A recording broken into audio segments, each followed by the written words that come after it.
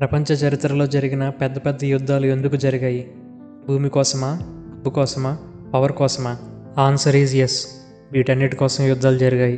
కానీ మన హిస్టరీలో జరిగిన మహాసంగ్రామం, మహాభారతంలోని కురుక్షేత్రం, దీని వెనక ఉన్న రీజన్ ల్యాండ్ కాదు, పవర్ కాదు, కేవలం ఒక నవ్వు, ఇంకా ఒక మాట. బయటకు మహాభారతం రాజ్యం కోసం, పవర్ కోసం జరిగిన యుద్ధం. కానీ యుద్ధానికి పునాది మాత్రం ఒక నవ్వు, ఒక మాట. ఒక సామ్రాజ్యం మొత్తం నాశనం అవ్వడానికి, 18 అక్షోహిణీల సైన్యం చనిపోవడానికి, లక్షల మంది స్త్రీలు విధవలు అవ్వడానికి కారణం నోరు జారడం. మనం రోజు క్యాజువల్గా ఫ్రెండ్స్ని రోస్ట్ చేస్తుంటాం. భార్యాభర్తలు వెటకారంతో మాట్లాడుకుంటూ ఉంటారు. మనం అనుకుంటాం జస్ట్ జోకే కదా, దీనికే ఫీల్ అయిపోతారా అని. కానీ ఆ జోక్ అవతలవాడి గుండెలో ఎంత పెద్ద గాయం చేస్తుందో మనకు తెలియదు. ఈరోజు మనం ద్రౌపది నవ్వు గురించి మాట్లాడుకుందాం. ద్రౌపది చేసిన ఆ ఒక్క మిస్టేక్ ప్రపంచాన్ని ఎలా మార్చేసింది. అదే ద పవర్ ఆఫ్ వర్డ్స్. మనం మాట్లాడే మాట పువ్వులాగా ఉండాలా లేదా కత్తిలాగా ఉండాలా? ఈ వీడియోలో తెలుసుకుందాం. ఇంద్రప్రస్థం, మయసభ. మయుడు పాండవుల కోసం ఒక అద్భుతమైన ప్యాలెస్ కట్టాడు. ఇది ఆప్టికల్ ఇల్యూషన్కి పెట్టింది పేరు. నేల ఉన్న చోట్ల నీళ్లులాగా, నీళ్లు ఉన్న చోట్ల నేలలాగా కనిపిస్తుంది. ఈ ప్యాలెస్ని చూడడానికి దుర్యోధనుడు వచ్చాడు. దుర్యోధనుడు అంటే ఎవరు? ఈగోకి కేర్ ఆఫ్ అడ్రస్. అతను ఆ ప్యాలెస్లో నడుస్తూ నీళ్లు ఉన్న ప్లేస్ని నేల అనుకుని అడుగు వేశాడు. నీళ్ళల్లో పడ్డాడు. అతని పట్టు వస్త్రాలు తడిచిపోయాయి. కిరీటం వంగిపోయింది. అతను చాలా అవమానంగా ఫీల్ అయ్యాడు. కరెక్ట్గా అదే టైంలో పైన బాల్కనీ నుండి ద్రౌపది చూసింది. ద్రౌపదికి దుర్యోధనుడు అంటే ఇష్టం లేదు. అతను కింద పడ్డం చూసి ఆమె ఆగలేకపోయింది. గట్టిగా నవ్వింది. అంతేకాదు, ఒక మాట కూడా అంది. అందుని కొడుకు అందుడే, గుడ్డివాడి కొడుకు గుడ్డివాడే అని. ఫ్రెండ్స్, ఈ మాటలో నిజం ఉంది.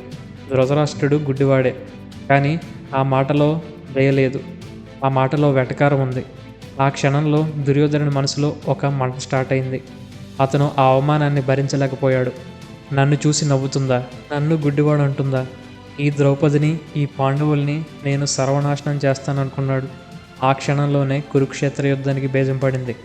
ద్రౌపది నవ్విన ఆ 5 సెకండ్లు, ద్రౌపది మాట్లాడిన ఆ 4 మాటలు ఫ్యూచర్లో ఆమె వస్త్రాపహరణానికి, ఆమె పిల్లల మరణానికి కారణమయ్యాయి.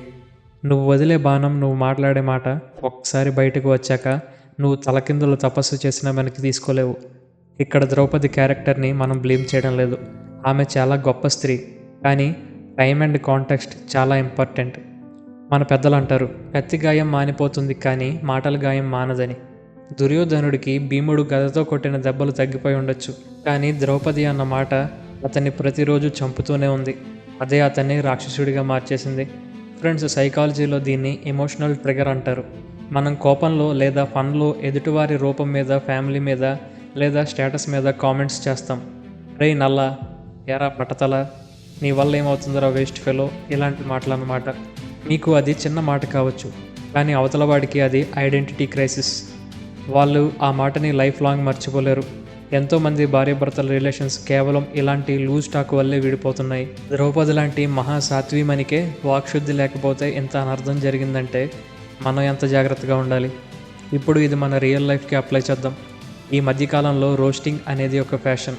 కామెడీ షోలలో ఒకరిని ఒకరు ఇన్సల్ట్ చేసుకోవడం కూల్ అనుకుంటున్నారు, కానీ అది షో వరకే. 2-3 మాటలు నువ్వని వాడు నేను తిరిగి అనకుండా ఉన్నప్పుడు ఇది మామూలు విషయం అని చెప్పు. సోషల్ మీడియాలో కామెంట్స్ చూడండి. ఒక సెలబ్రిటీ ఫోటో పెడితే నీ ముఖం చూడు, నీ డ్రెస్ చూడు అని ఎంత హార్ష్గా మాట్లాడుతున్నారు. మీరు అనుకోవచ్చు ఫ్రీడమ్ ఆఫ్ స్పీచ్ కదా అని. అవును, ఫ్రీడమ్ ఉంది, కానీ రెస్పాన్సిబిలిటీ లేదు. ఒకటి గుర్తుపెట్టుకోండి, సత్యం బ్రూయాత్ ప్రియం బ్రూయాత్. నిజం చెప్పాలి, కానీ అది ఎదుటివారిని నొప్పించకుండా చెప్పాలి. నిజం చెప్తున్నా కదా అని ఎదుటివాడి మనసు ముక్కలు చేయకూడదు.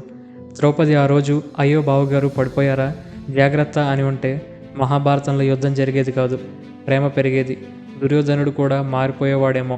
కానీ ద్రౌపది ఈగోతో మాట్లాడింది. మీరు ఆఫీస్లో మీ జూనియర్స్తో, ఇంట్లో మీ స్పౌస్తో, కాలేజీలో మీ ఫ్రెండ్స్తో ఎప్పుడైనా సుపీరియారిటీ కాంప్లెక్స్తో మాట్లాడుతున్నారా? చెక్ చేసుకోండి. మీ మాట వాళ్ళని ఇన్స్పైర్ చేస్తుందా లేక ఇన్సల్ట్ చేస్తుందా అని.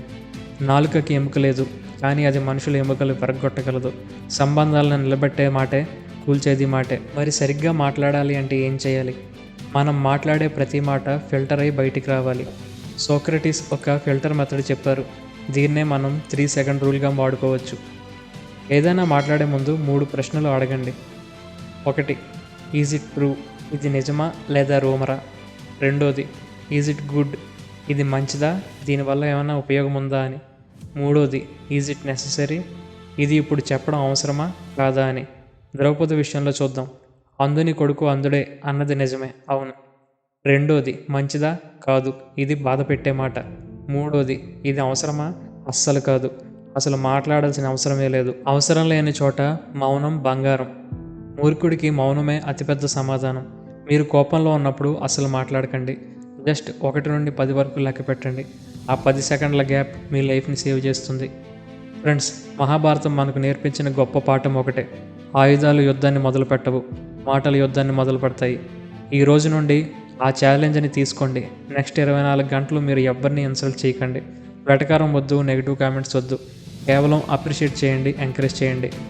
చివరిగా ఒక్క మాట, వెటకారం వద్దు అన్నా అని సరదాగా మాట్లాడుకోవద్దని కాదు. ఎదుటి వాళ్ళ రంగుని, రూపాన్ని, కుటుంబాన్ని, సంపాదనని, స్టేటస్ని పోల్చకుండా వెటకారం ఆడొచ్చు. అలాగే ఎదుటి వాళ్ళ పర్సనల్ విషయాలతో అస్సలు జోక్స్ వేయకూడదు. మీరు వీటిని చేస్తే కనుక మీ మధ్య కూడా కంటికి కనబడని మహాభారత యుద్ధం మొదలవుతుంది. చాలామంది బీ ప్రాక్టికల్ బ్రో, ఇప్పుడు ఇదంతా కామన్, వీఆర్ కూల్ అంటారు. అంత సీన్ లేదు. మీరు మాట్లాడే ప్రతి మాటని ప్రతి ఒక్కరూ పట్టించుకుంటారు. చిన్నప్పటి ఫ్రెండ్ అయినా, ప్రేమించి పెళ్లి చేసుకున్న భార్య అయినా, అమ్మా నాన్నలైనా, అన్న తమ్ములైనా, వీళ్ళు ఫీల్ అయినా బయటకు చెప్పరు. యుద్ధం జరగకపోయినా మీరు అన్న మాట వాళ్ళ మనసుని బాధపరుస్తుంది. మీరు అనే మాట డోస్ ఇంకా ఎక్కువైతే మీ మీద కోపాన్ని కూడా పెంచుతుంది. మీ నాలుక మీద సరస్వతీదేవి ఉండాలి. మీరు మాట్లాడితే ఎదుటివారికి ధైర్యం రావాలి, భయం కాదు. గుర్తుపెట్టుకోండి, శ్రీకృష్ణుడిలా ఉండండి. కృష్ణుడు ఎప్పుడు నవ్వుతూ మాట్లాడతాడు, కానీ ఎప్పుడు ఎవరిని నొప్పించడు. ఈ వీడియో మీలో ఒక్కరికైనా నచ్చుంటే లైక్ చేయండి. కామెంట్ సెక్షన్లో ఐ స్పీక్ విత్ లవ్ అని టైప్ చేయండి. మన ఛానల్ని కొత్తగా స్టార్ట్ చేశాం. ఛానల్ని సబ్స్క్రైబ్ చేసి సపోర్ట్ చేయండి. మరిన్ని మంచి వీడియోస్తో మళ్ళీ కలుద్దాం. జై హింద్.